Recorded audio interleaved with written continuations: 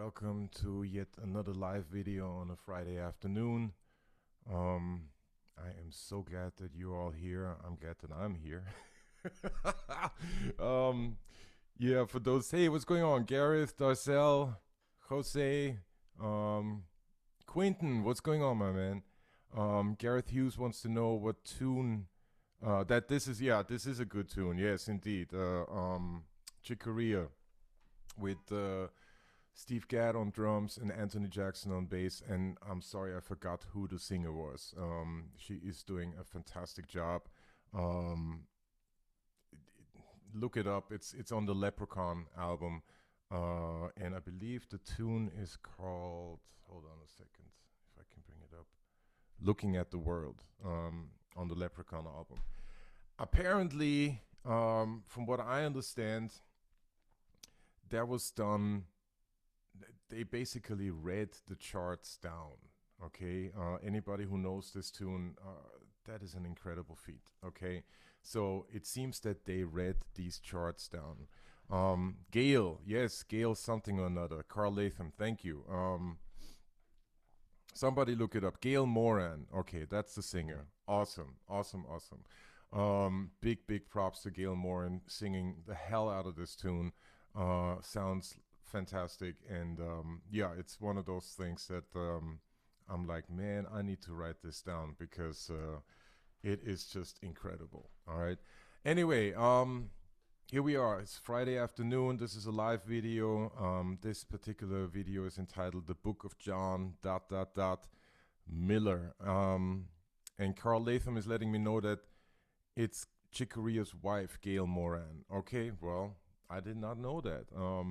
That's a very musical marriage, I guess. It's unbelievable. It sounds incredible. So everybody check out the Leprechaun album because there's some incredible playing on there, incredible singing. Vincent, what's going on? First time here. Welcome, welcome, welcome, welcome. Thank you for being here. We're so glad to have you here. Um, as I said, today's video is entitled the Book of John dot dot dot Miller, which I find hilarious. And before we get into it, couple things here. I just wanted to give you a little preview of what's to come in the next couple weeks. Next week we have the Griot of South Orange. I'm going to be spending an hour with the great Mike Griot, fantastic bass player from South Orange, New Jersey, who has, has held the bass chair with the British singer Omar and many other acts and artists. I'm a big fan of his playing. I thought it would be really interesting to hear what he has to say. Vincent Sansone is sending me on a bunch of recordings he thought it was. Oh, excellent. Well, I'm very happy. Very happy. I'm glad you got those. Jose Rosa, what's going on? Jimmy McGear, hello back to Portland, to sunny Portland. Awesome. So, but before I get too sidetracked, again, next week, Friday, January 29th, the Griot of South Orange with Mike Griot. Everybody tune in. I think it's going to be a really cool hour of very interesting information. Just to give you a taste of what's to come, how many bass players do you know who start their own music festival? Okay, Mike Griot is that bass player. Okay, so believe me, he's got a lot to say, and we should all be listening. All right, that is one thing. Then. Actually, I'm gonna take. I have to take 2 weeks off in February, and I'm still working on some sort of James Jamerson tribute. So stay tuned for that. It's probably going to be one Friday of the remaining 2 Fridays, and then for the last Friday in February, which would be Friday, February 26th. Well, Joseph Wallace, there is still going to be a tribute to Jameson. I couldn't do it without a tribute. So it is what it is. Nevertheless, for the last Friday in February, I am going to do 1 hour entitled Der Auersberg. And that is dedicated to my late great teacher, Professor Johannes Auersberg in Vienna. And I'm so thrilled to let you all know that my good friend and colleague Tim Dunnin, who held the principal bass chair for the Viennese Philharmonic Orchestra for some time, and who now has taken over um, the teaching position that Auersberg held in Austria, is going to be joining me all the way from Vienna. So that's a very special live video for me, paying tribute to this gentleman who has profoundly influenced my life. And again, the week before that, I'm planning to do a Jameson tribute. Again, someone who has profoundly influenced my life, and I believe a lot of people's lives. All right, because without Jameson, we would not be sitting here, and all of you, would not be listening to me, and I wouldn't have anything to talk about. So, a little bit more housekeeping. In the description of the video, once again, you will find my email address if you want to get in touch with me for recording, for remote recording, or teaching. Please email me at george@georgefarmer.com. If you want to contribute to the cause, any donations, any and all donations are welcome and most appreciated. My Venmo and PayPal information is right there. And also, last but not least, I've put a playlist together with today's guest, curated by today's guest, John Miller, which includes recordings that he has done and recordings that influenced him in his formative years. So everybody check that out. I think there's some really good music there. There's a lot of good insight there into the mind of someone who has been in the business here in the city in New York for way over 30 years. I believe it's 40 years now, but 40, 50 years perhaps. We're gonna get to that once John joins us. I see him in the waiting room. So I'll keep this brief. And one thing that I also wanted to advertise is my workshop, George's Bass Workshop, which is happening on Saturday, January 30th. It's a 3-hour interactive workshop where I am going to talk to participants and work through a song from this time from Spring Awakening. And the idea behind that workshop is to perhaps open everybody up to working with source material. All right. Now, what do I mean by that? If anytime you're in a musical theater situation, you do get presented with a piece of paper with notes on them, with music on them, and you're supposed to read it down. So, first of all, you need to know how to read. But then inevitably there is going to be forget about the ink, just do your thing, And a lot of people freeze up at that situation. A lot of people don't know what to do, all right? So this workshop is aimed at those musicians who have a hard time interpreting music that's in front of them, that's written out, where there are very specific choices that need to be made. And from my experience, I have seen a lot of musicians freeze up and not really know what to do, and the outcome is at best questionable.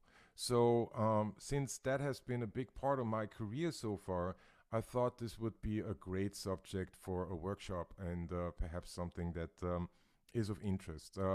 So please sign up. It's $75 for a 3-hour workshop. I will provide you with music, with recordings. We'll figure out playlists. We'll figure out source material. We'll figure out all of that stuff. I will also, of course, make sure that you can be heard on the Zoom. So there's a whole sheet of technical needs that need to be met that are very, very simple.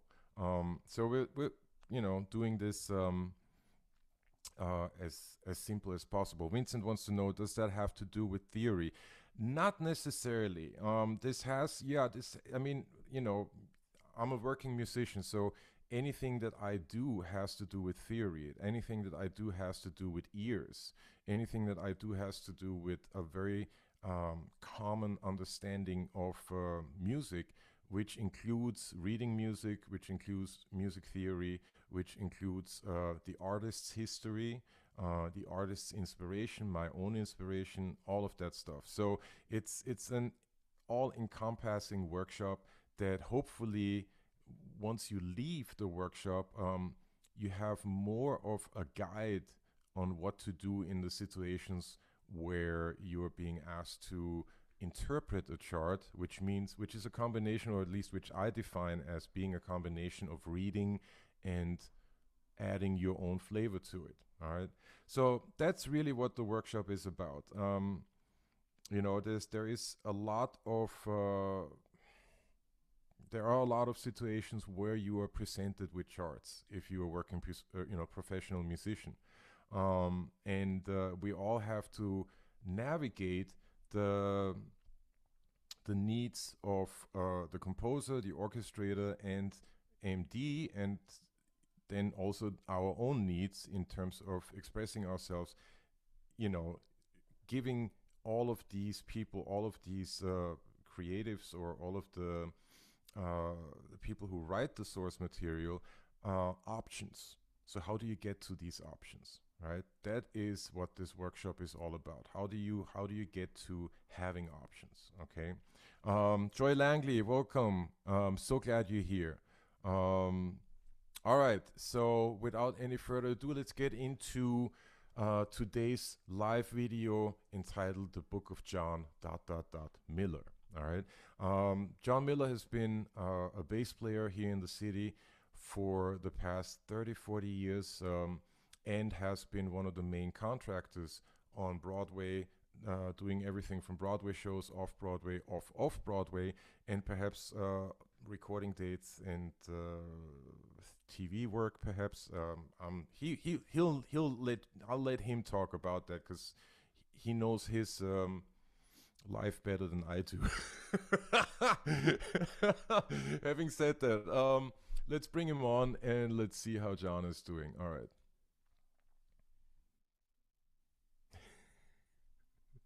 What's going on, John? All is good, man. Oh, excellent. So good to see you.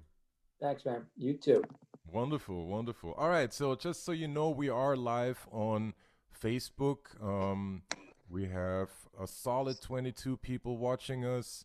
I believe everybody is saying hello. And hello to you. Welcome to George's Space Chat. So before let's get right into it.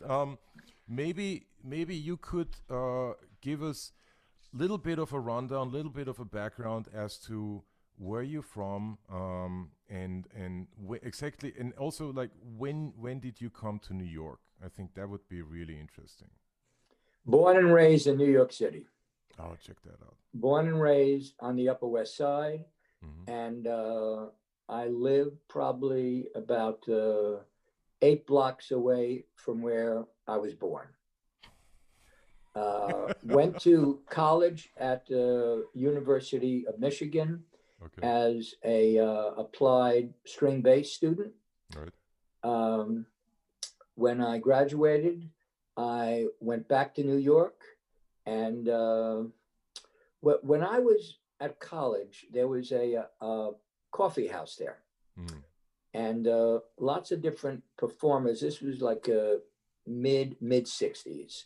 Lots of different people, from Jeremy Steig to Richie Havens to Tim Buckley to Janice Ian to Mm. Doc Watson. Mm. All these people would appear at this coffee house, Mm. and as a 19-year-old brash kid, I don't know how good I was, but I was extremely fearless. Mm. And when they would show up for their sound check, I would simply walk up on this small little stage there and start playing.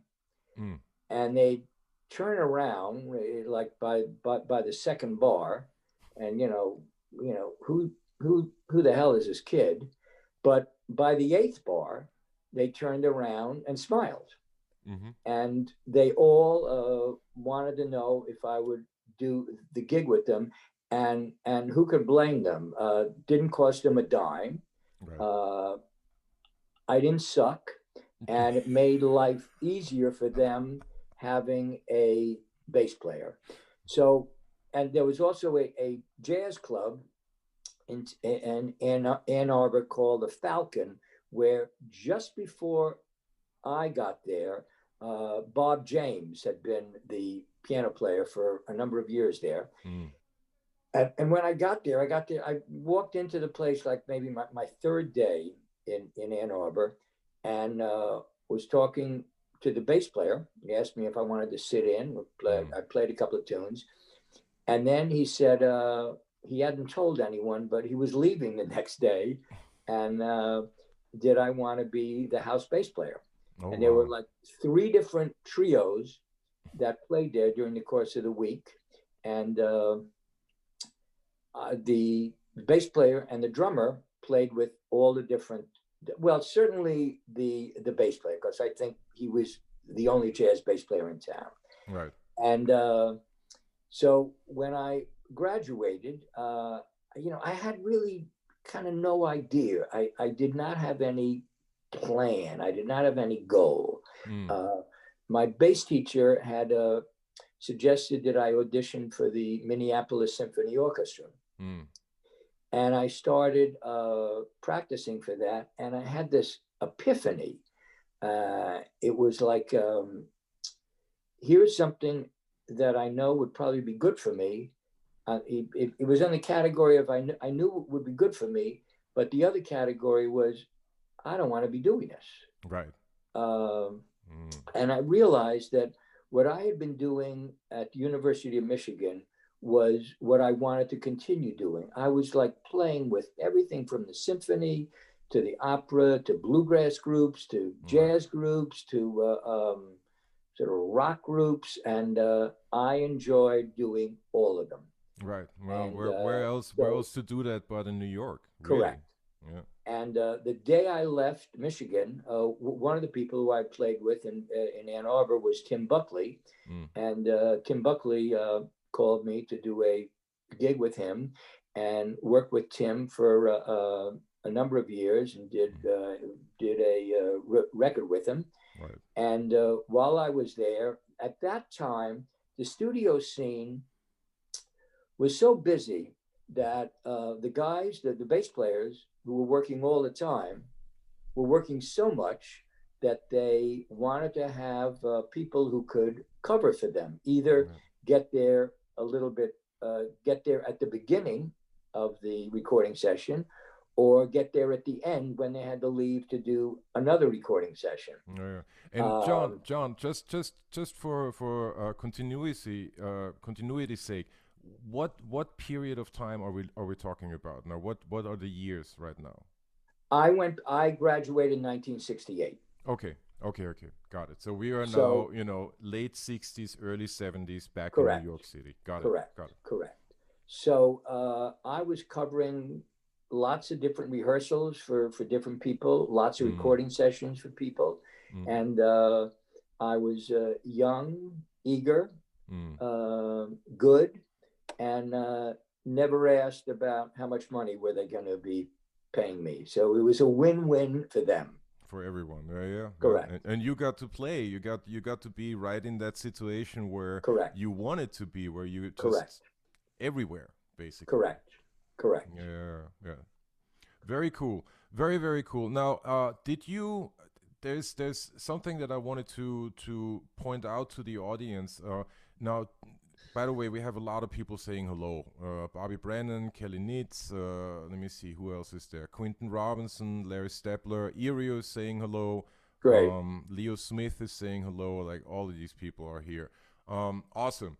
So, when you got back to the city, did you take lessons? Because I understand, like, sometimes you can be in an academic environment and it can be this thing, and then when you get back to a city where there is a working environment, it can be yet another thing. So in order to get together with the scene, to get into the scene, or to just learn tools of the trade that are specific to the local you're in, did you pursue other lessons back in New York?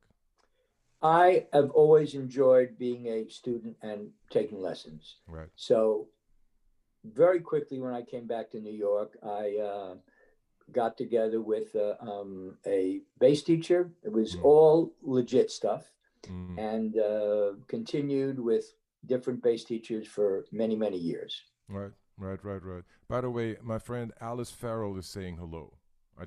She put it into the comments. I should convey that to you. Got it. Awesome.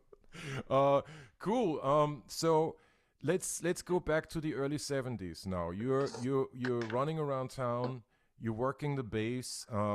At this point, and this is this might be a side note or anything. This might be something that didn't even get into your consciousness. But did you start? I take it that in Michigan you were still mostly upright. Is that correct? Correct. Okay, now when you got back into the city, did you start playing electric? I'm playing with a trio at a party, Mm, and a guy comes up to me who I did not know at all.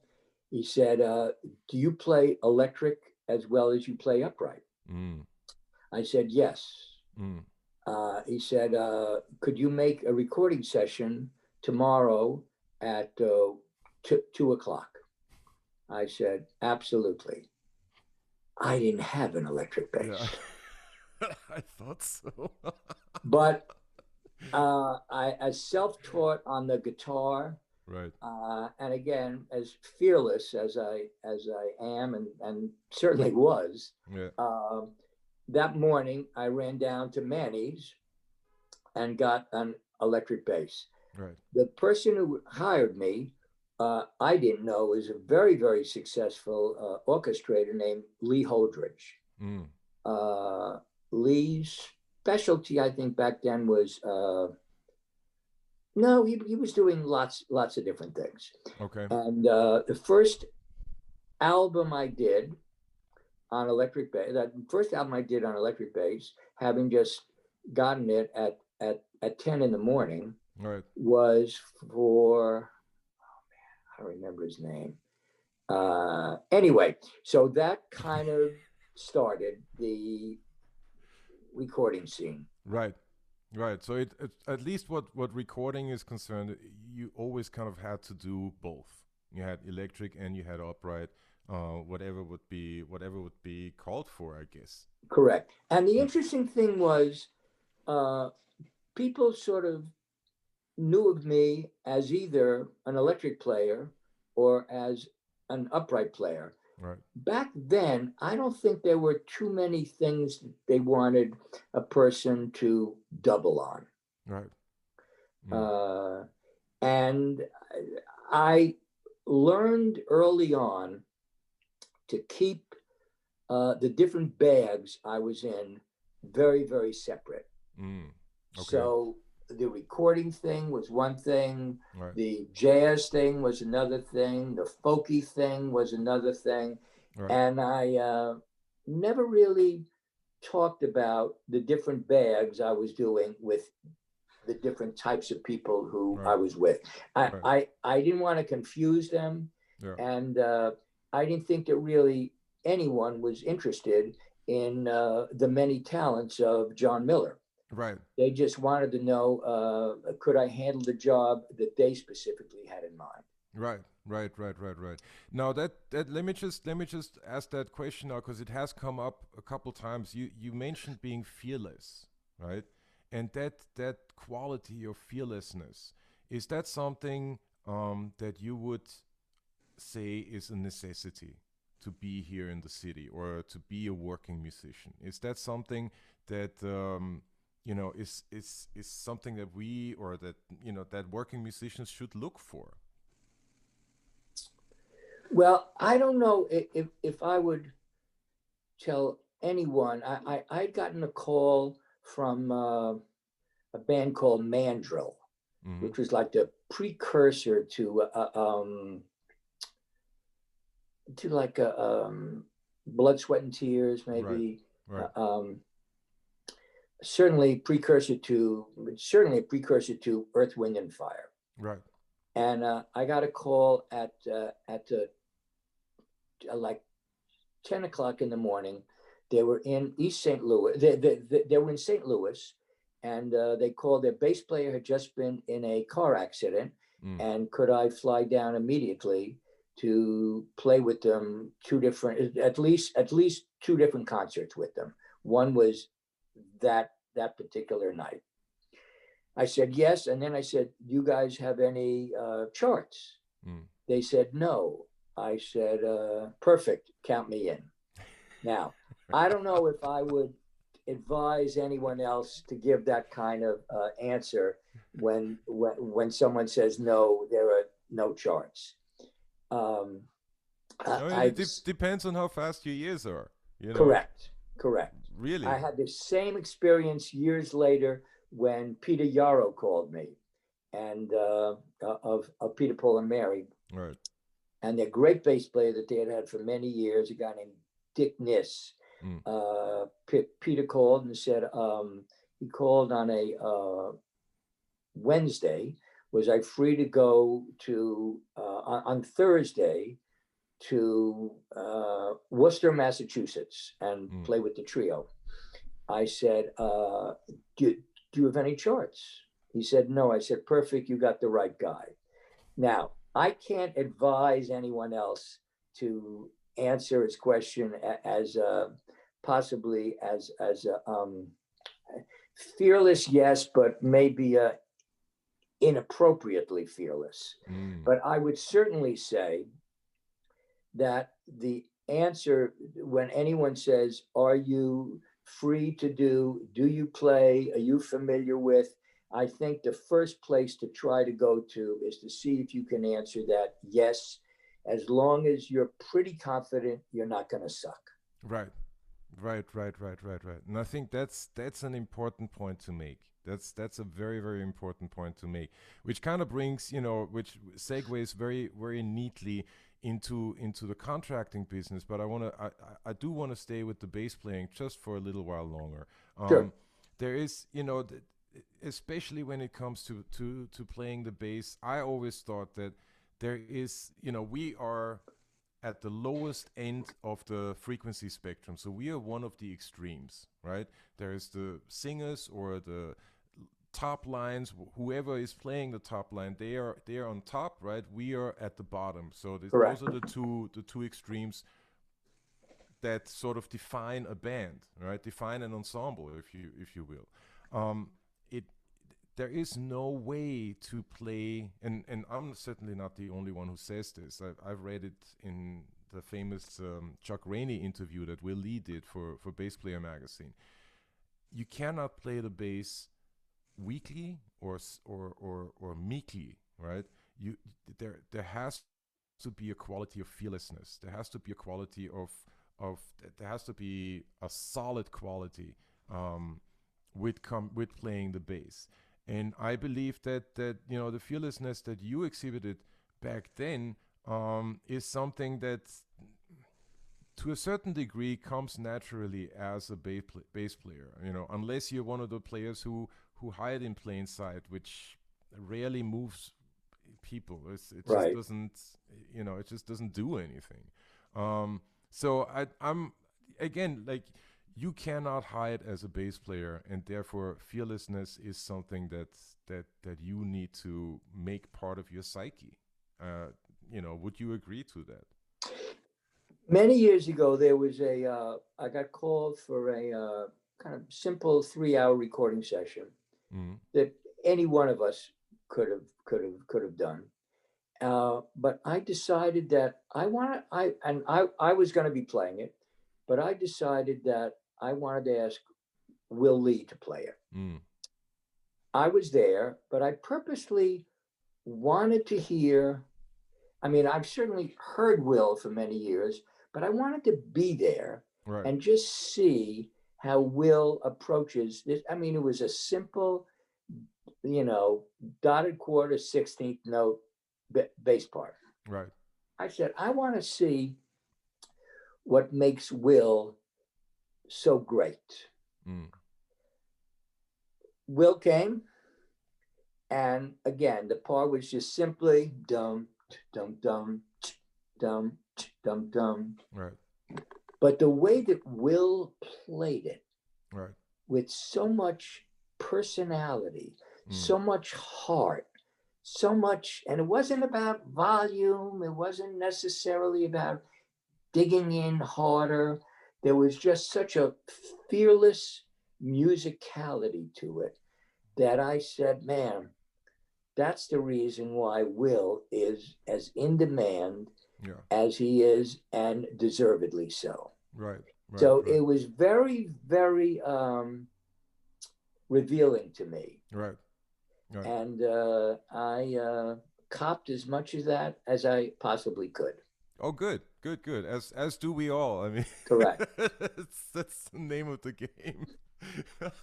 This is awesome. No, I mean, there's just before I started today's video, I was playing music from a Chick Corea album called The Leprechaun, right? And that particular album has Steve Gadd on drums and Anthony Jackson on bass. Now, in one of the Berkeley videos, bass videos, that they had during the pandemic, they were talking about that particular album, and that kind of got me into it. Um, and apparently, they were reading that album. They were reading, pieces of paper that were basically draped wherever they could find something to hold them up, and they were just reading them and flying through them. Now, Right. anybody who knows that album, there is like that music is not easy. There's a lot of hits, there's a lot of meter changes, there's a lot of Right. everything, and it doesn't necessarily go into your ear like right away, right? So the connection between seeing it on the paper, hearing it just from seeing it, and interpreting what's on the paper right in front of you, all the while all the while being as close to the written page as possible.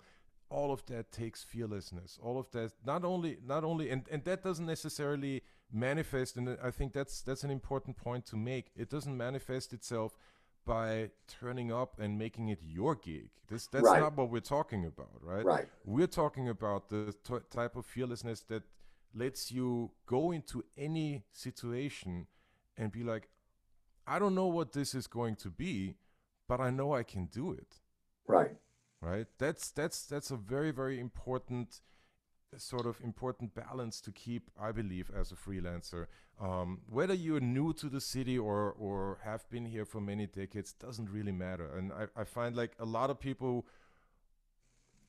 perhaps also get sort of caught up into being careful, being, don't Mm-hmm. wanting to don't want to rock the boat too much, don't want to stick out and all of that stuff. And I always felt like, well, you hear it, you hear it in their output, you hear it in their playing. It's do I want to play with someone who will just kill it no matter what, or do I want to play with someone who's timid? Right. And that's a huge thing. And as you are a witness for, like, with your career and how it started and how it continued, you want to go in and just play it and just be present and not think about, well, I can't really, I mean, all of these doubts, these self-doubts come from a place of I'm not good enough or whatever. I don't know whether that's the best starting point, or whether that's a good point to, a good headspace to be in. So, having said all that, Well, now, hold, yeah, yeah, hold, go ahead. hold, hold on one second. You know, I'm sure all of us here love to listen and watch Steve Gadd. Oh yeah. And one of the things that I've always felt about seeing him play, especially seeing him play, is it's two different things at the same time: incredibly relaxed Mm, and incredibly focused. yeah. So, this is a trait that I think all of us try to have. All right. And the other thing I wanted to say is, as freelance players, we have a very good antenna Mm, to know what it is that the person in charge wants from us. Sometimes I don't think anyone wants timid from us, but they certainly want, there are situations that they want pretty much exactly what they wrote, Mm, and they're dealing with so many different elements that they don't necessarily want the guitar to stick out, the drums to stick out, the bass to stick out. right. So there are, I mean, I know I always feel a lot more confident when someone says to me, uh, here's what I wrote, but if you find there's something that feels better, feel free to be doing that. If they don't say that to me, I've just had too many times early on in my career that I did what I thought they wanted Mm, and I was wrong. right. And Right. they really wanted me to simply do exactly what they wrote and not an eighth note more. Right. So I think we all have a very good antenna Yeah. to be able to sense that pretty quickly. Right. Right. And that, the development of that antenna is very, very important. Perhaps, one of the unheralded qualities of a freelance musician is being able to read the room. Correct. I mean, there's no doubt about that. Ruben Rodriguez says hello, greetings and salutations. John Berger says hello. Tom Schatz says hello. All right, so we got like a whole bunch of people watching. You are a very we got 26 people watching. All right, you are a very in demand guest. Which is unbelievable. Take it from someone who usually talks to 7 people, okay? Which, who, you know, whom I love very, very deeply, and to whom I am very grateful. But this is pretty cool. Well, listen, let's get into the whole, the continuation of the story of the Book of John. Um, Now you are in the city. It's the early 70s. The studio life is bopping. Yes, I was What I never understand. a first call guy. I don't. There were very few people that I was a first call person for. Mm, But the good news was I was a second and third call guy for lots of people. exactly. Exactly. All So right. that kept me working quite a bit. Yeah, yeah, yeah, yeah, yeah, yeah. And that is a great way, as a freelancer to make a living. I mean, this is, let's not forget, this is employment we're talking about. This is not Correct. necessarily the big. Yes, we are thinking about our careers. You are thinking about your career in the early 70s, but this is employment. This is, getting money in the pocket and being able to do something with it. I got this great quote from Tom Barney from all these years ago. Make the money and do something with it. Now, That's good. Yeah. how do you make the money? You understand that you don't necessarily have to be the first call, but if you're second, third call for a lot of people, Right. chances are you are going to work a lot. Okay, Correct. it's somewhat of a numbers game. It's somewhat the necessity of what's going on. So now, one thing that I always found interesting, because now here you're doing all these gigs, you are recording, you're doing gigs, as I said. When did the connection to musical theater work start, or when did that happen? Well, the very first time I was asked to sub Mm, was the original Promises Promises. mm, The bass player was Chuck Israels, who was right, played a lot with Bill Evans. right, And I met Chuck. I mean, all these things, if you talk to anyone working on Broadway, they always have a very unique story mm, of how they first got into subbing. right, It's never what a lot of people think. I made a phone call to someone, and it's usually some wacky doodle story. right, So Chuck's parents had owned a music camp in the Mm. Berkshires called Indian Hill. And I was there playing with a group with Steve Kahn, the guitar player, and David Friedman, the vibes player. Yeah. And that's where I met Chuck. And when Chuck was doing Promises, Promises, he called me to ask me if I would sub. Now, what's interesting is those days, the regular player would pay the sub whatever they wanted to. Oh wow. So a young kid like me was a groove for Chuck. Mm. Uh, those days, I don't even, I mean, I assume I must have gone down once and watched a book Mm. or not.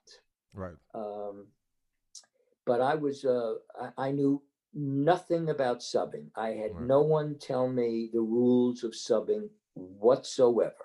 Mm.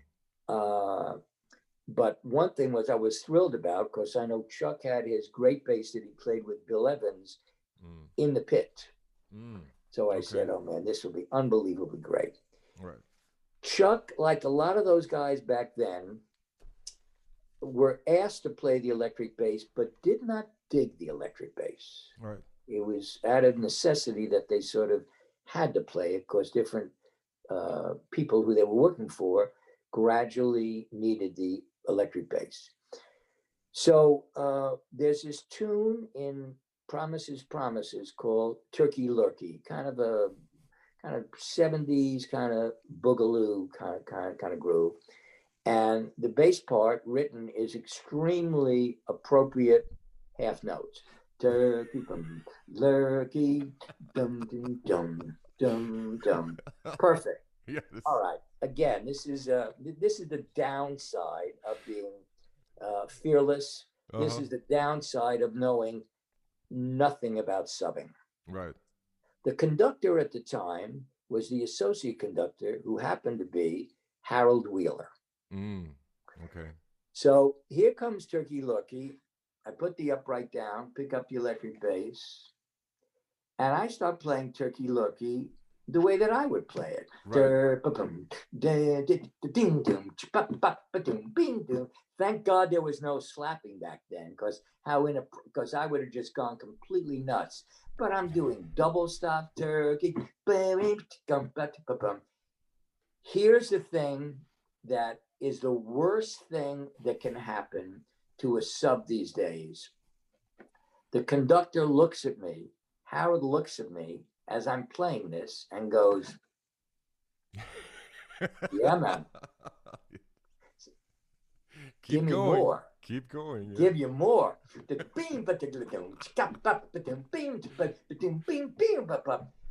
Okay, Just that's the going end of the for it. night. Harold says, great. Chuck calls me about a week or so later to go sub. When I see Harold right before the thing, Harold says, I told the dancers that you were back here because they absolutely went nuts when you were here doing Turkey Lurkey. They loved it so much. So go to town even more. Mm. I said, you got it, Harold Wheeler. Even more. Right. At the end of that night, Harold says, can I talk to you? I'm assuming when any conductor says to me, can I talk to you? I'm assuming I'm in the doghouse. Right. He says, listen, would you mind writing out what you're playing for Chuck and all the other subs to see? Mm. I said, absolutely. And I think I even wrote it out right then. Right. Chuck Israels was smart enough to never, ever call me to sub again. That was the But end that of was my that. first time in that world Right. of in the pit. Right. I subbed for John Trivers, who was the original bass player in Greece. Mm. And I don't know who the original bass player was, but I remember subbing when Paul Schaefer was the conductor of Godspell at the Beacon Theater. Okay. I think. Okay. And that was about it for subbing. There was never any real Right. Right. interest, and I wasn't in that world. Right. The next time I had anything to do with Broadway was when I was asked to be one of the performers at one of the in the show of Cy Coleman's called "I Love My Wife," Mm. where there were four of us on stage and we had to sing, act, quote, dance, Right. and it was just four musicians on stage and four actors. But I had met Cy before that, being asked to play bass on a number of his albums. And he and I hit it off, and he continued to call me to do different gigs with him. Yeah, yeah, yeah. Around 1981, Cy says to me, I have this show called Barnum, Mm. and I need a contractor. Would you like to contract it? Mm. Now, I knew nothing about contracting, absolutely nothing. Yeah. But the rumors that I had heard, I have no idea if they were true or not. The rumors that I had heard about Broadway was that it was kind of a slimy scene, kickback, sexual favors, and I have no idea if any of that was true. But that was the connotation that I Uh-huh. had heard. So I asked me if I wanted to do it, and I looked him straight in the eye. I said, "Si, absolutely not." Not. No way. Yeah. And he looked at me incredulously. He said, "Why?" I said, "Si, I'm a busy guy, playing all the time, riding Mm. my motorcycle, single guy, just having a groove, Right. and I think I'm going to pass." Right. Um, And then he said this line that he loved saying for 25 years afterwards. He looked at me and he said, "I got to give it to some schmuck. I just as soon give it to you." So I said, what I still say these days when I don't know what to do, I said, "Can I get back to you?" Great. And I called all my pals, and Right. I said to them that I still say these days, I said, "What would you guys do?" Right. And they all said the same thing. They said, "Try it. I Yeah. mean, who knows? What you got to lose? Yeah. What do I have to lose?" So that was about. So I did Barnum, Mm. and that was about 140 Broadway shows ago. Mm. That's a lot of Broadway shows. A That's a lot of shows. lot of shows. Yeah, yeah, no doubt about that. Now that kind of really brings me to how we met, and that was that I went to when Base Day was still in New York, right? This is now perhaps 2004, 2005, Mm-hmm, something like mm-hmm. that. You were holding a clinic. I forgot the name of the hotel that it was in. It was somewhere on the Seventh Avenue, somewhere in the Right. 50s. Um, yeah, it's not coming to me. But I went to this clinic, and I went to a couple clinics, right? And yours was one of them because at that point I had been in the city for well over 10 years or almost 10 years. No, almost 10 years. And the one thing that I had not done, even though I had done regional theater and off Broadway and off Broadway, I had never done Broadway. It was always, and again, like this is where the rumors come in, that the same rumors that you heard all those years ago were still happening in 2005. That it's a strange scene. It's a difficult scene. It's really hard to get into. It's closed off. It's cliquish. It's not. It might not have had all the connotations of kickbacks and sexual favors and all that, but the word on the street was that it's closed off and you can't get in. And as a black musician, forget about it. You're not going in. It's not going to happen. So, nevertheless, I thought, okay, well, here is the contractor. So why not go and listen to what's going on, right? And I think the clinic was entitled "How to Get the Broadway Gig and Keep It." How to get and keep the Broadway gig or a Broadway gig, right? And sat down and made notes. It's the same notebook from all these years ago. Um, and you kind of spelled it out, and that I thought was incredible. You spelled out the necessity of uh, how shall I put this? The first thing that comes to my mind, like that I remember from that clinic, is you telling everyone straight up, nobody comes to New York to be a Broadway musician. and, and I thought that was, on the one hand, that was totally honest, and on the other hand, it was on point. I could totally identify with that.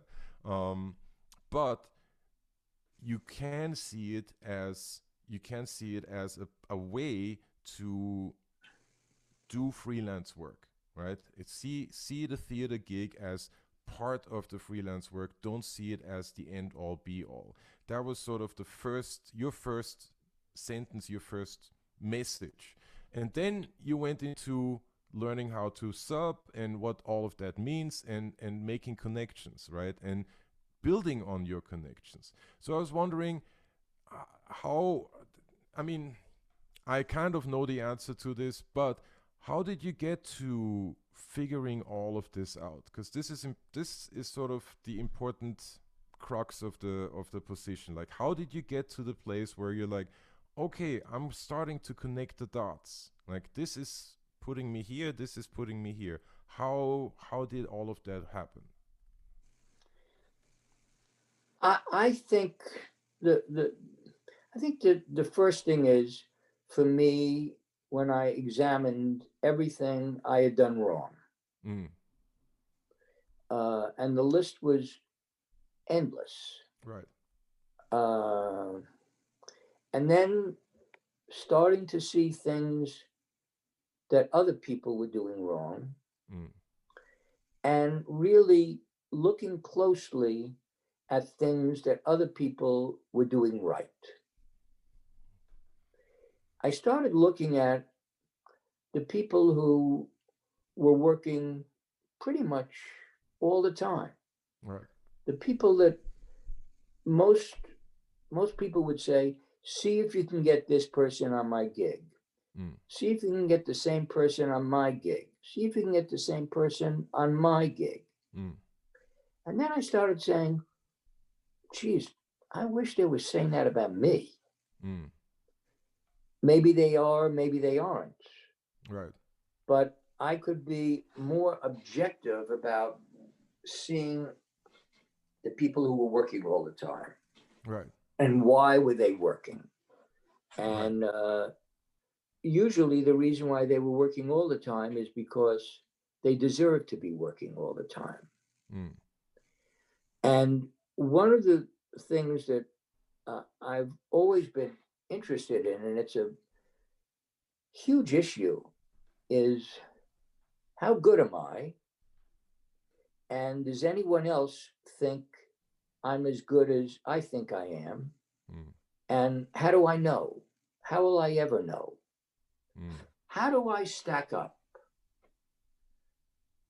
And certainly, I saw that the people who were being called all the time, clearly, there wasn't that huge a chasm between how good they felt they were mm, and how good others thought they were.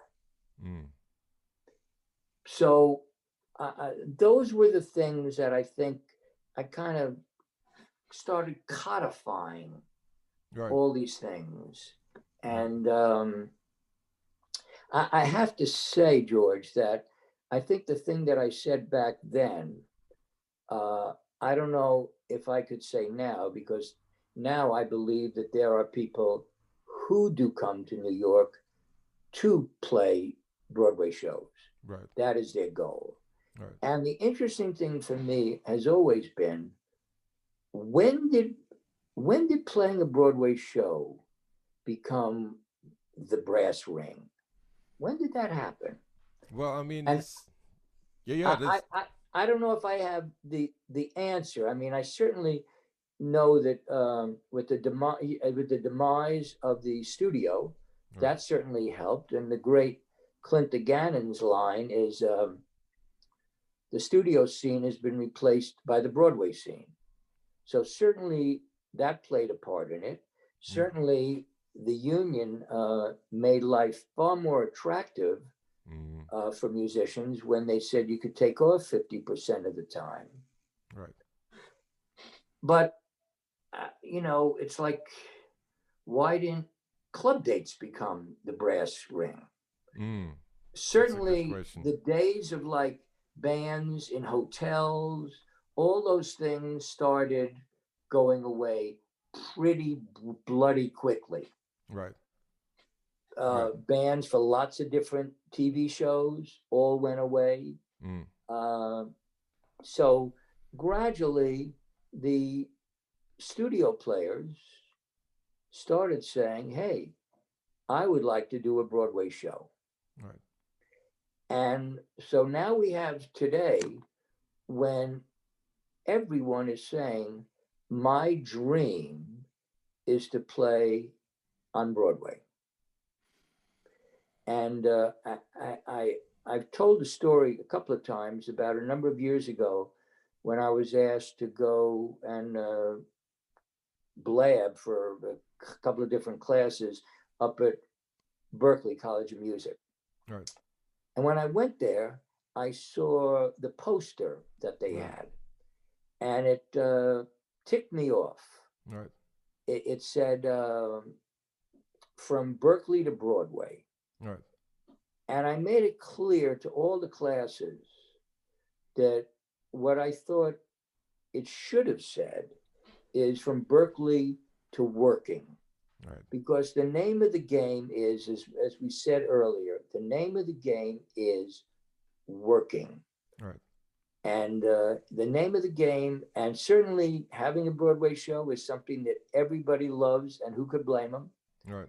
But there's only going to be one bass player in that show, and there are Right. probably at least probably 200 great bass players in New York City, all of whom could probably play that show just as well. Yeah. Yeah. Yeah. Yeah. Yeah. So if one person is getting it, what are all those other people doing? Hopefully, we all hope that there's so much work that every musician is making a living playing music with Yeah. all sorts of gigs. And unfortunately, that's not the case right now. Right. Of So course. Broadway has become a very, very attractive option Yeah. for many musicians. Let's also not forget the demise of the jingle houses. Absolutely Like right.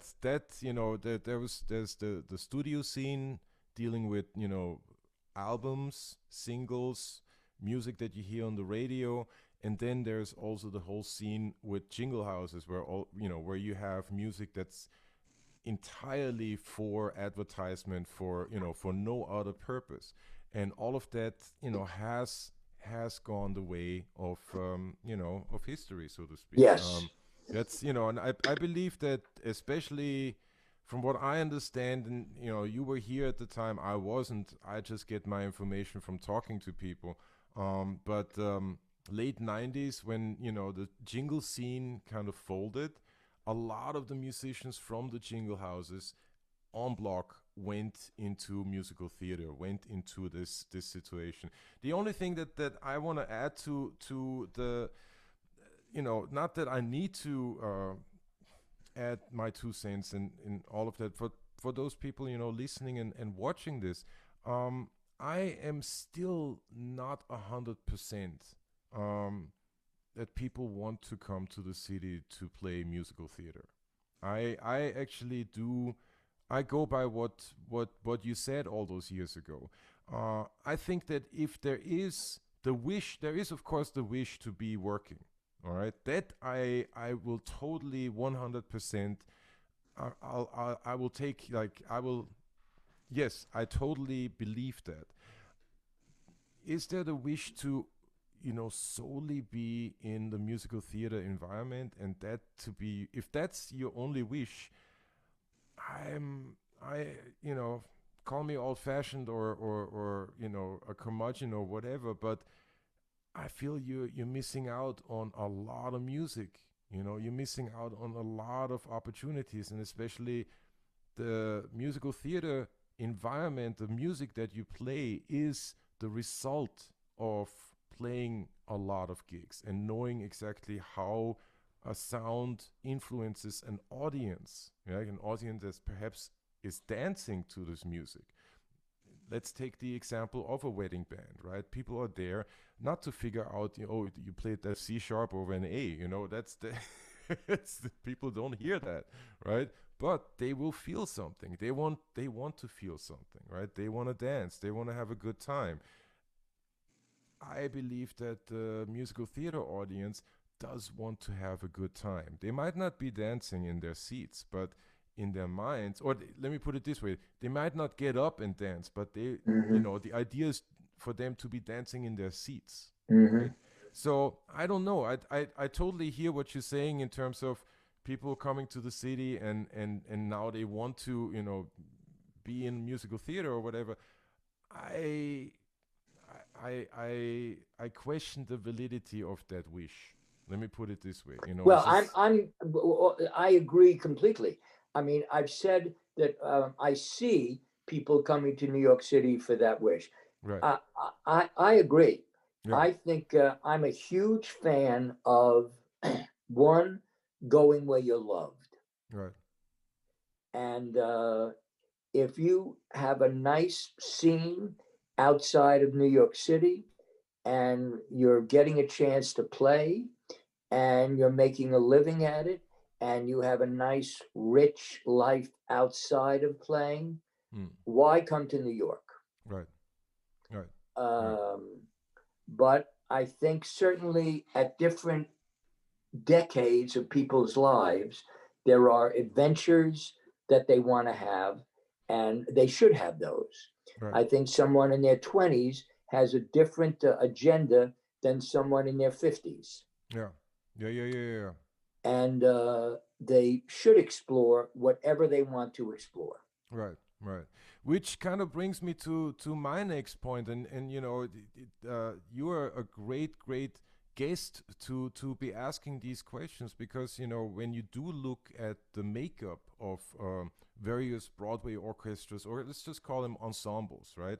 There is not a lot of diversity. There is certainly no racial equity as of yet, um, and I would venture out to say that it hasn't been like it hasn't been all that equitable for a very long time, right? So there needs what can be done, like what is the or what does the situation look like from your point of view, because it's from my I know how it looks like from my point of view when I go into a station and there's nothing but white people there. That's I know that, right? I know that feeling. I know how I have to act, how I have to maybe second guess myself, but definitely just be not 100% but 150%, because I don't know where everybody is coming from, right? So what is the vantage point from your side, so to speak? The first thing I always remember and keep in mind is, as Mm, musicians, I've never heard any musician say, uh, I don't want this person, I don't want to be playing with this person because it's a woman. I don't want to be playing with this person because they're Asian. I don't want to be playing with this person because they're a person of color. Musicians all want to be playing with people who they enjoy playing with and want to be playing with talented people mm, and could care less uh, what the color of that person, what the sex of that person is, what the sexual orientation of that mm, person.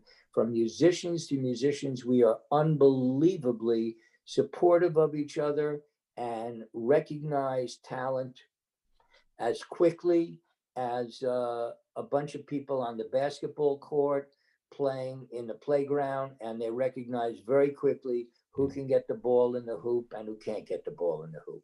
mm, So it's important to recognize that as musicians, this issue, I don't believe, certainly from my world, mm, has ever come up. mm, Now, the Broadway world is a very, very unique situation where now you have management, mm, now you have a group of people that have their own people who they know. Right. You have conductors, you have associate conductors, you have arrangers, you have orchestrators, you have choreographers, if I said that. You even have some management people. So everyone has a not only everyone wants the same thing. Right. Everyone wants to have the best band on Broadway. Who could blame them? They all want that. Right. It's a myth to think that the days of a contractor being called, and I had these days earlier on, where I would get a call from the composer and then the orchestrator. Here's the complement, the musicians that we need. Here are the doubles. Goodbye. We'll see you at Carol's. Mm. There was never a discussion with I was never asked to talk to the conductor. Mm. Conductor didn't really want to get involved. It was the job of the contractor back then to simply supply the players for that. Right. Those days are over. Right. Completely over. Right. So now it's now the idea is, where do all these other people, where do these people in that position get to experience other players? Yeah. How do they know of other players? Yeah. Now, I can tell you from my end, I don't have a list of here are the bass players who I use.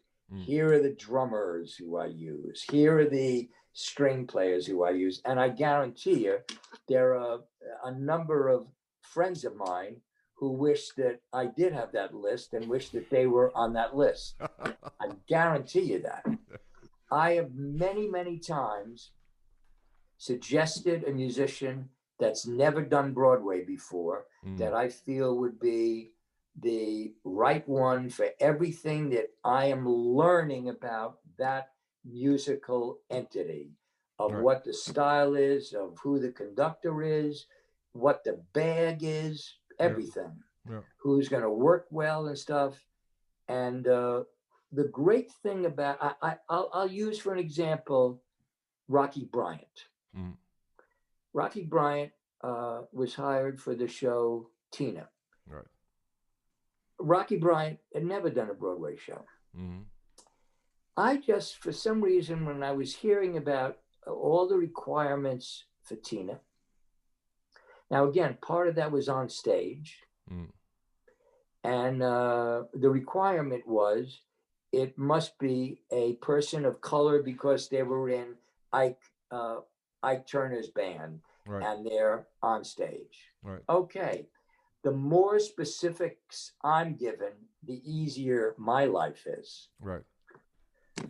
So I said, I just have been a fan of the Average White Band. I think this guy's groove is so bloody deep.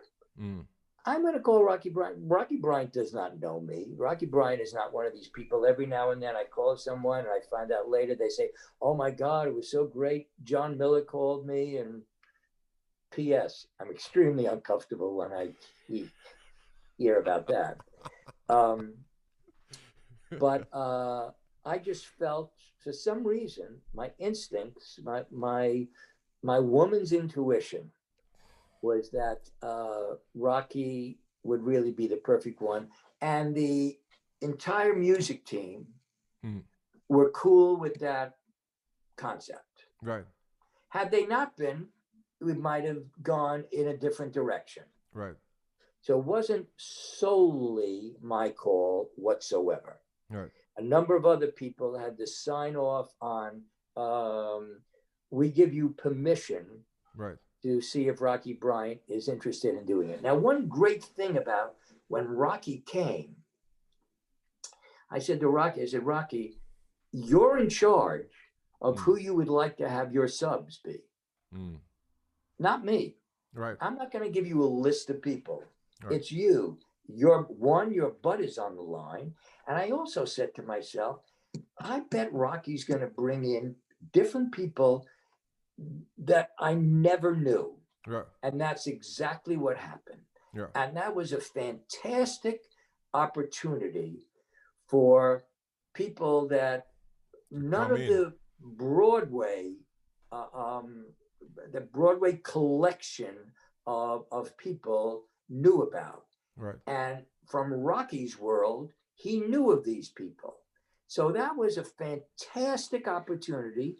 And we can hope that when and if those people get a chance to sub, Right. that enough of the musical ecumenical council will say, wow, that person sounded great. I have another show, and it could be Brigadoon. Right. Doesn't necessarily have to be, quote, a black show. Right. But they might hear someone and say, man, this person is a great player, nice person. I'd like to have them on on my next show. Right, right, right. So just like Rocky brought in like a whole slew of new people to the scene, to the environment.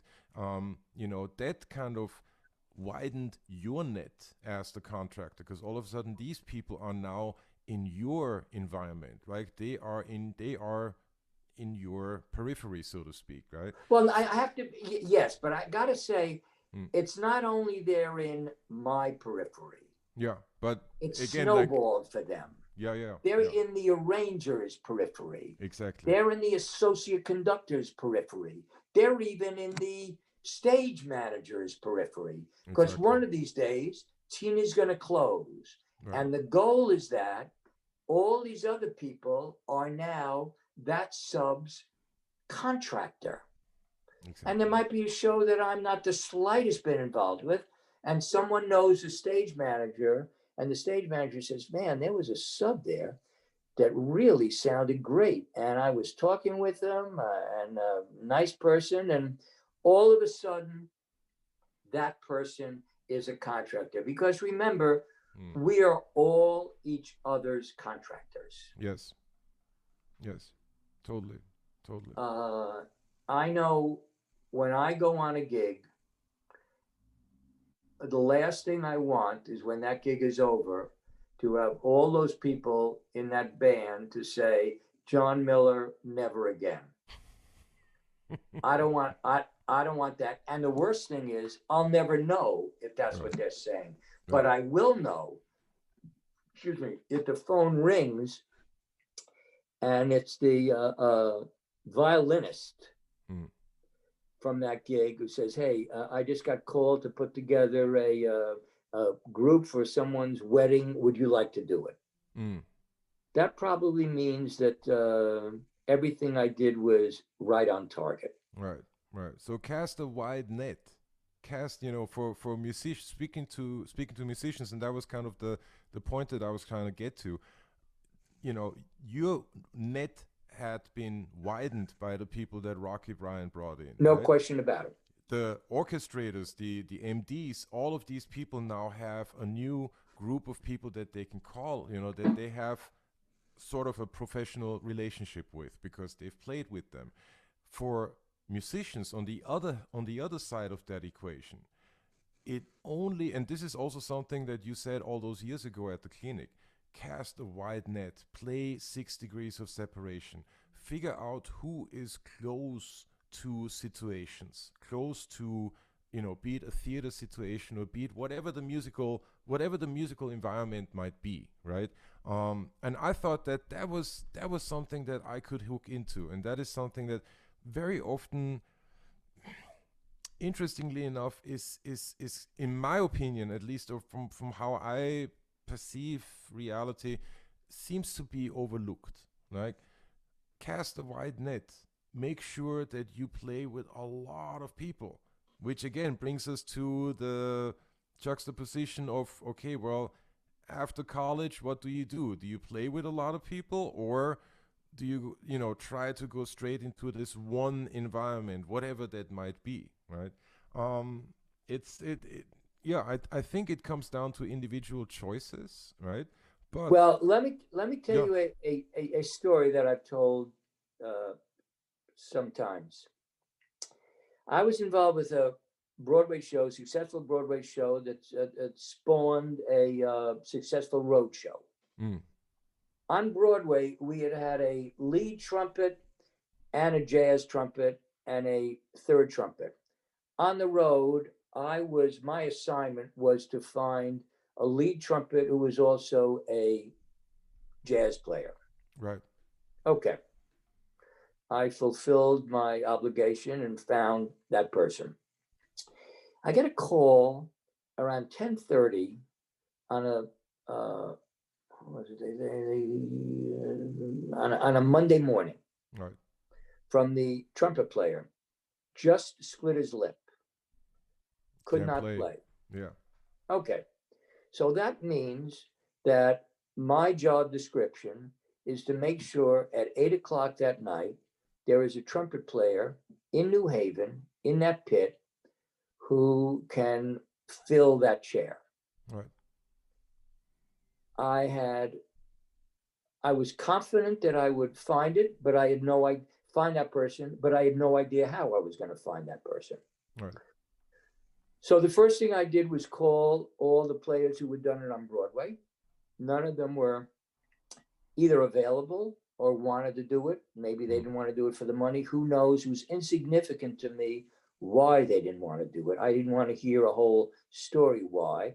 I right, just wanted a one-word answer, either starting with the word Y or starting with the letter Y or starting with the letter N. That's all I wanted. right, I was hearing lots of words starting with the word N. Okay. So then I have a list of all the subs who had played that show. I called all of them.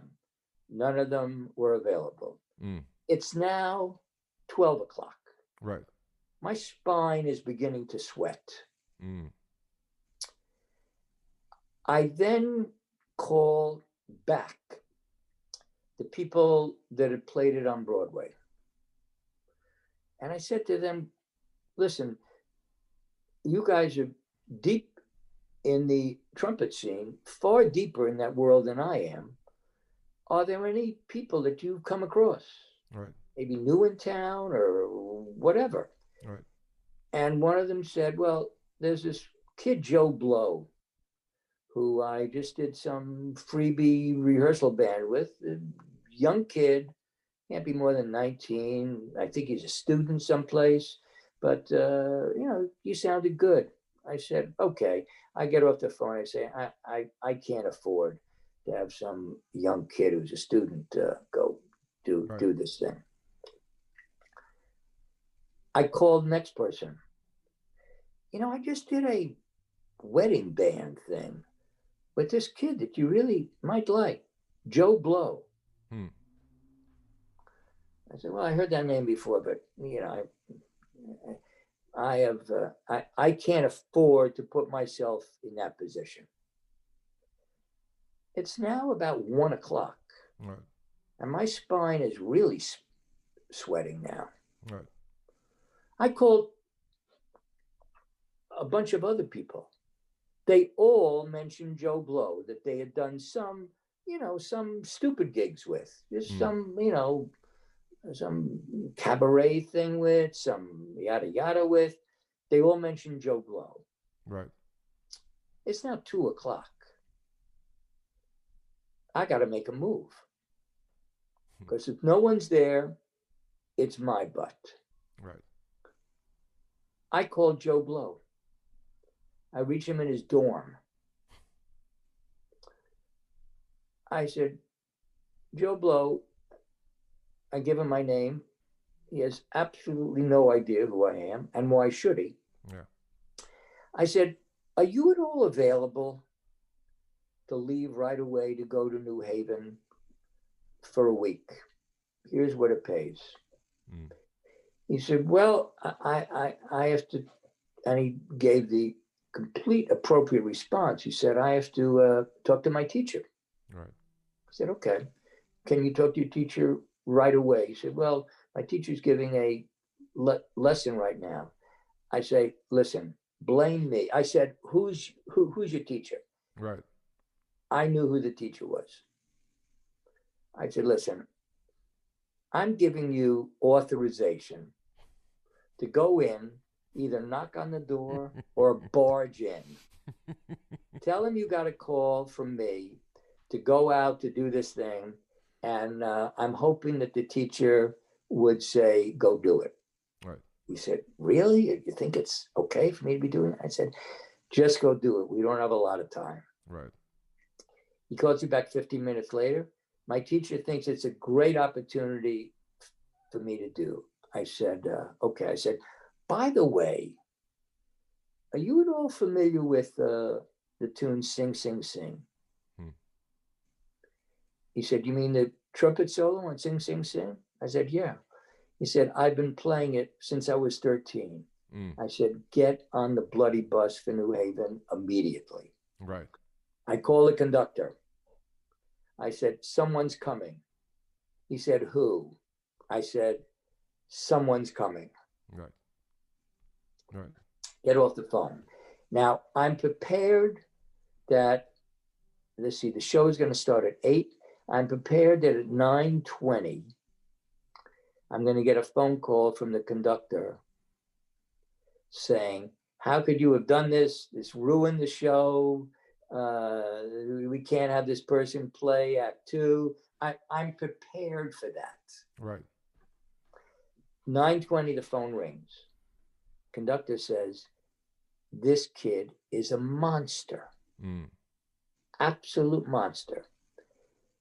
At the end of that performance, about an hour after the show, I called the kid and offered him a trumpet 3 in a Broadway show that lasted about 5 years. Wow. Now, here's the reassuring story, going back to what you were saying. Right. How did that happen? How that happened was that kid was simply out there playing all the time. Right. Free gigs, silly gigs. Who knows? He was out there, out there, out there. And we never know when the phone is going to ring and who's going to call us. Right. We never know on that gig if the trumpet player on that gig sometime later is going to recommend us for someone. We don't know. So this kid was doing more than simply sounding great in his practice room. Right. Sounding great with his teachers. So I encourage everyone, including myself, to be out there doing every conceivable gig you possibly can, playing with as many people, sound great, show up on time. Right. Right. No, so I find that to be an extremely reassuring story. Right. Here's a 19-year-old. I don't know if he knew anything about Broadway. Right. Right. But he was good. And just like in the playground, all these good athletes recognized it. Right.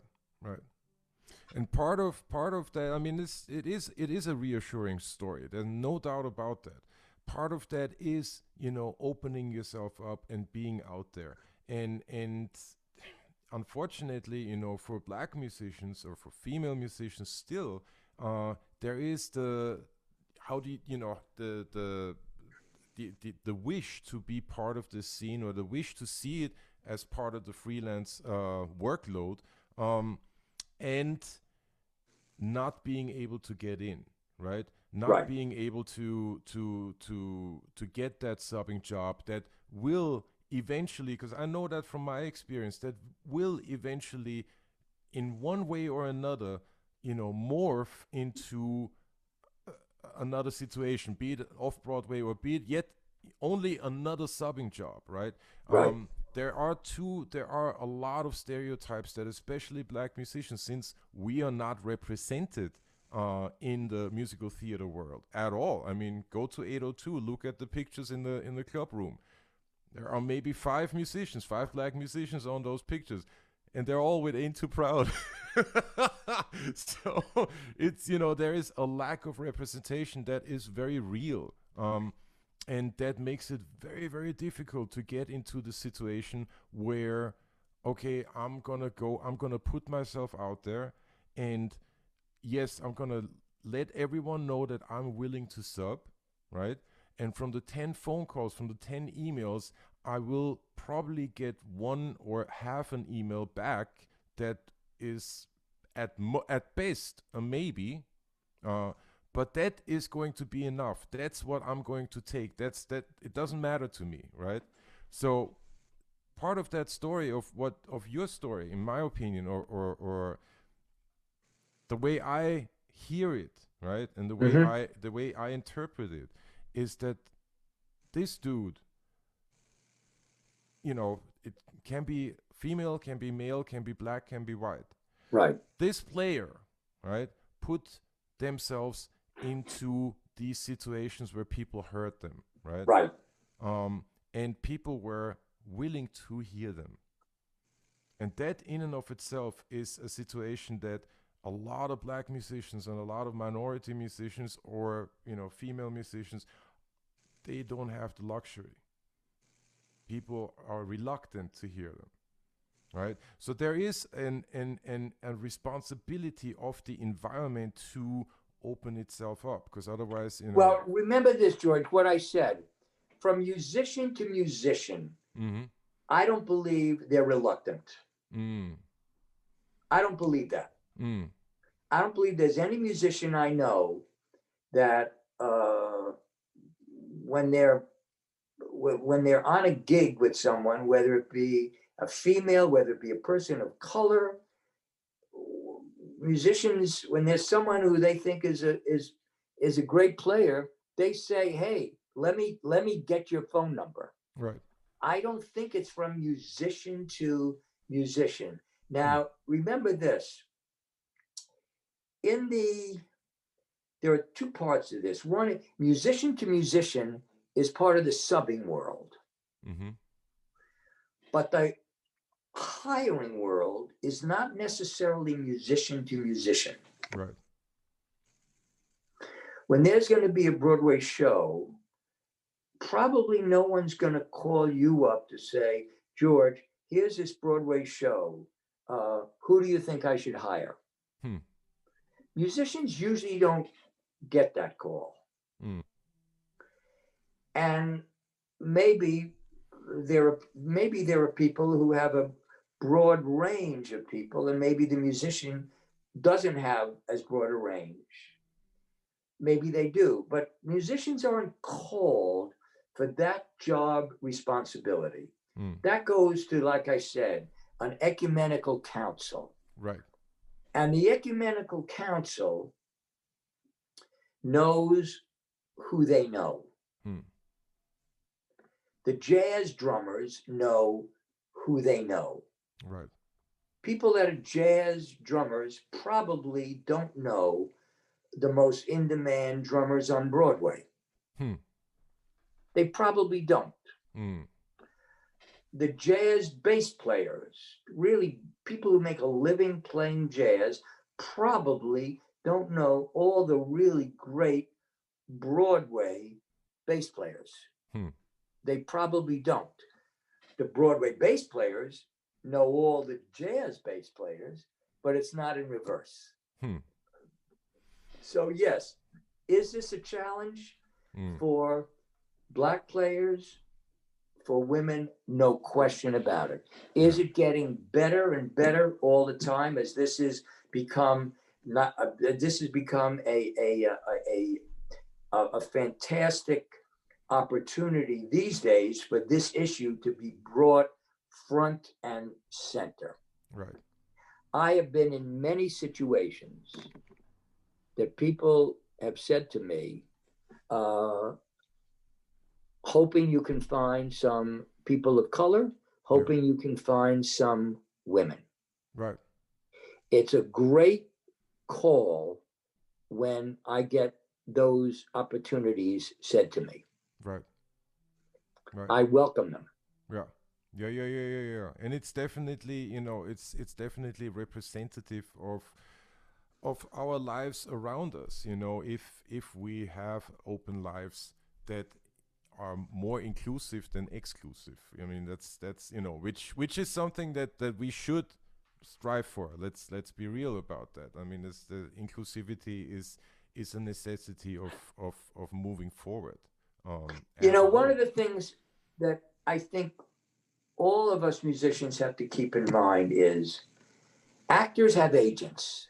Mm, Actors have people that have an economic motivation to get their clients work. right. Actors and dancers audition, and someone sitting behind a table decides if that person is completely the right one for their project. Right. We don't have auditions. We Mm, don't have agents. yeah. And not only that, we have a situation where we have to tell someone from where they sit that if George Farmer is hired for this, you're going to have to hear George Farmer maybe for the first time at that rehearsal. And if you don't like George Farmer, it ain't going to be all that easy to get rid of George Farmer. Yeah. So the stakes are very, very high Right. to make sure that whomever is in there for that first rehearsal, the goal is that the conductor, who might not know that person, the arranger, the orchestrator, the choreographer, the dance arranger, all those people might be sitting there Right. hearing that first tune being played. And the goal is that the conductor and everyone at the end of that first tune turns around with a big smile and goes, that's the goal. Yeah. So everyone has a different vested interest with this, but at the same time, everyone has the same vested interest to have everyone say, fantastic. Right.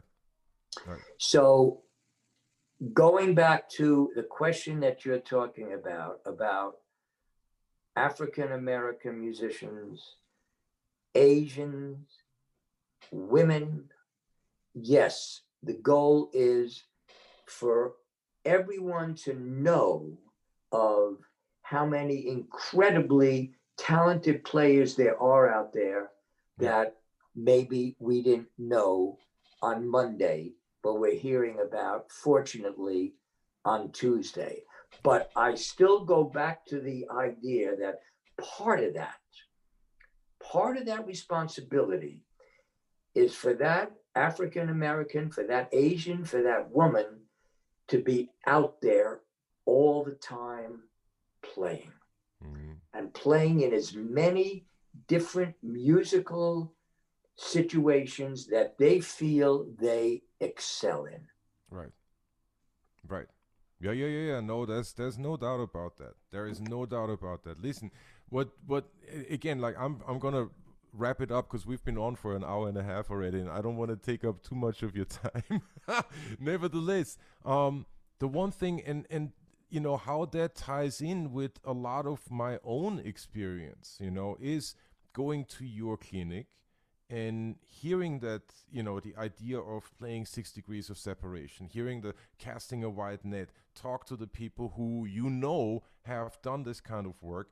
And sure enough, at that point, I had been in the city for close to 10 years, so I had played a lot of gigs, right? Right. And a lot of people perhaps don't necessarily see it that way, but I was everywhere. I was playing on the street, Right. subway stations, weddings, tours, you name it. Anywhere where, I mean, I had a gig, and this is not to pat myself on the back or anything like that, but just as an example, I had a gig playing in nursing homes. And I was thrilled. Don't get me wrong, I was absolutely thrilled about it. So it does help to cast a wide net. It does help to grow your own community and have a clear understanding that you are your own you are your own contractor. You are, you know, your Correct. own. You are each. We are each other's agent. There's this sentence, and I'm gonna say it today as well. You know that I say at the end of every live video. Remember, we only have each other. That's basically where that sentence comes from. Like we are our own community. We are everything to us. We are who, you know, who we deal with and who will either lift us up or bring us down, right? Yes. Ain't nobody else there, right? Correct. Nevertheless, it is important for, especially for musicians who have not been represented, to find representation, see Yes. themselves represented, right? I have this whole, I don't know if you've seen it, but this whole thing with Broadway Uncovered, which is a panel of black musicians. This is all bass players, black bass players, and female bass players on Broadway, right? These are Yes. all like we play the biggest shows. It doesn't get Right. any bigger than the Phantom or Lion King or Wicked or Right. whatever, right? Um, it's important. It's important to be represented and to see yourself represented, and that's sort of at the that's the basis for what you are talking about then, you know, where you are going out and saying, okay, I want to be there, I want to be there, I want to play everything, right?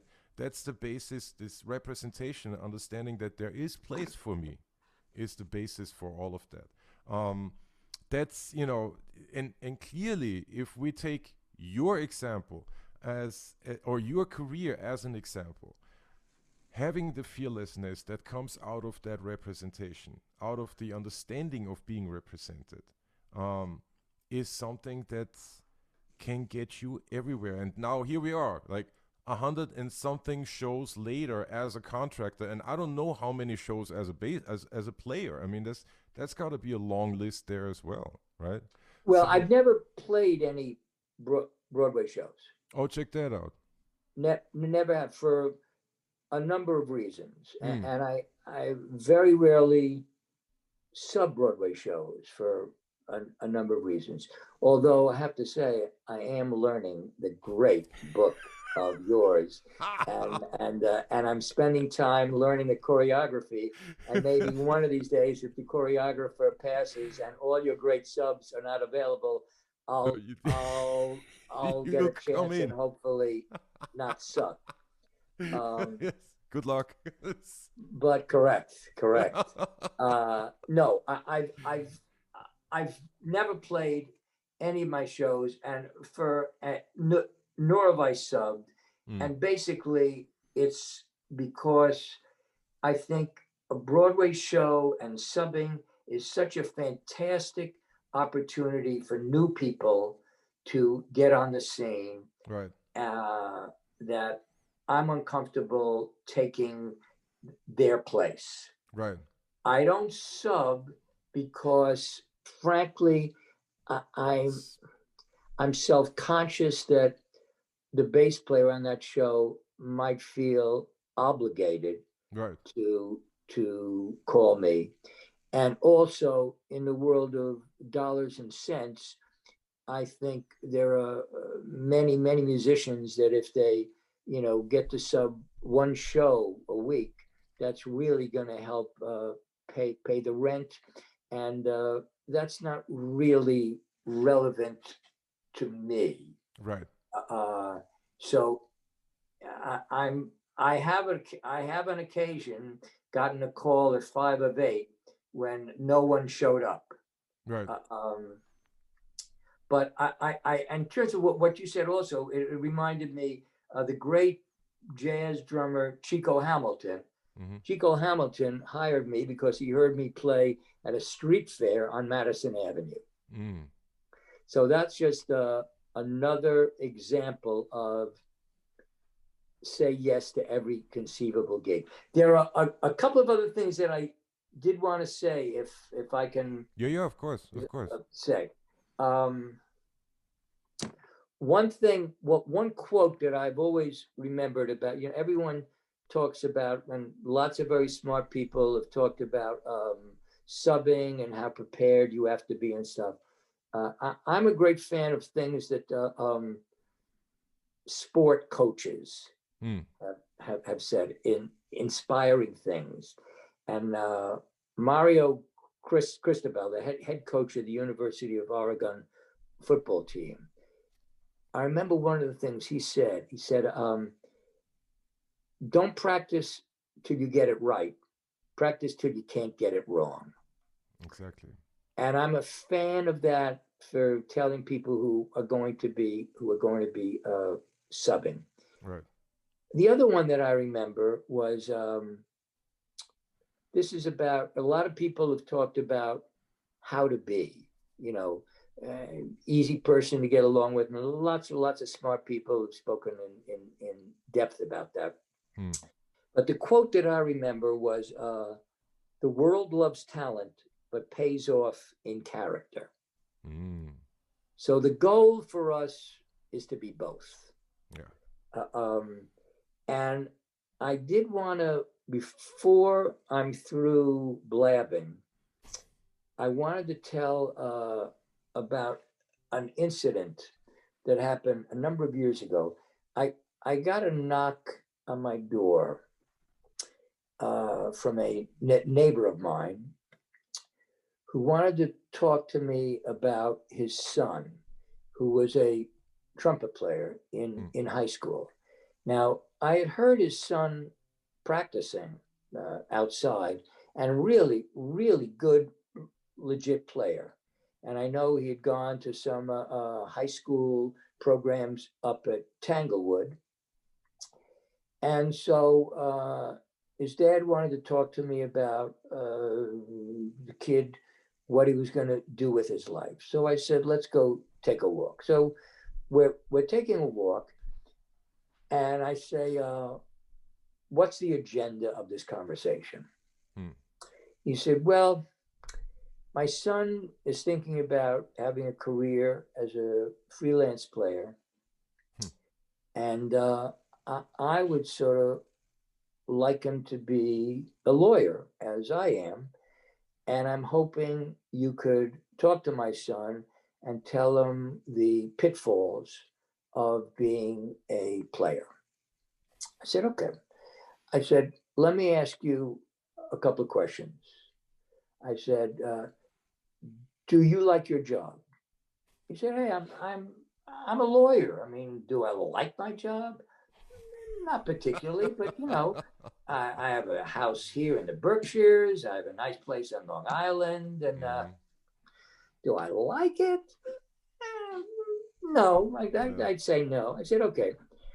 Do you, when you come home from a day of lawyering, are you interested in like reading about other law cases and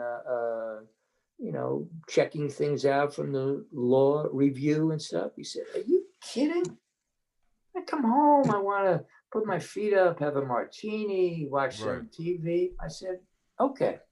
I said, do you and your fellow lawyers ever say, hey, let's go see our friend, he's giving a closing argument at some case, and let's go see him and watch what he's doing and sort of support him? He said, are you kidding? Absolutely not. I said, okay. I said, do you like hanging out with other lawyers, going for a beer, a cheeseburger? I said, are you kidding? Absolutely not. Then I looked at him straight in the eye. I said, then I'm not the guy who you want to have talk to your son. Right.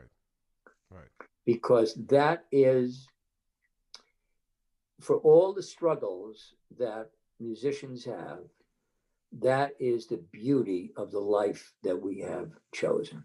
Yeah. I've never met musicians that didn't love other musicians. I've never met musicians that when they come home from something, they really want to practice something that they heard, or just pick their instrument up, because that, for me and for all musicians I know, that is really our happy place.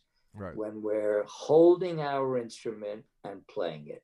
Right. And musicians love nothing more than playing with our fellow players. Right. And so that is the one common thing throughout the world that I think all musicians share. Oh yeah. Oh yeah, absolutely. Well, listen, on that note, I think it's been an honor. It's been a lot of fun talking to you, John. Thank you so much for being part of the bass chat. Means the world to me, means a lot to a lot of people out there. I hope that there, has been a lot of good information for everyone out there. This is a lifelong commitment being a musician. This Not that anybody doesn't know that. Nevertheless, this is something that we all have to work on, and this is something that it takes a life to work on. This is not something that's goes by Yes, it quickly. does. And the other universal thing that I've always felt, uh, and I certainly include myself in this situation, musicians all want one thing only, I believe, Hmm. and that's for the phone to ring. Of course, of course. We all want to be called to play our instrument. Yeah, yeah, no doubt, no doubt about that. So that's an important takeaway. As with a lot of these stories and anecdotes and ideas and concepts that we are putting out there today. This is there's a lot to be taken away. I do want to remind everyone that these live videos can be viewed on George's Space Chat and on my YouTube channel. Okay, so if you're ever not seeing them live, you can I'm going to always write go that back. down. You can always go back and check out all of the live videos on my YouTube channel. They're all archived there. And on George's Space Chat on Facebook. You find everything there under the topics. Sal Lozano, the king of LA, is on. What's going on, Sal? All right. As I said, John, thank you so much for coming on today, for being here with us.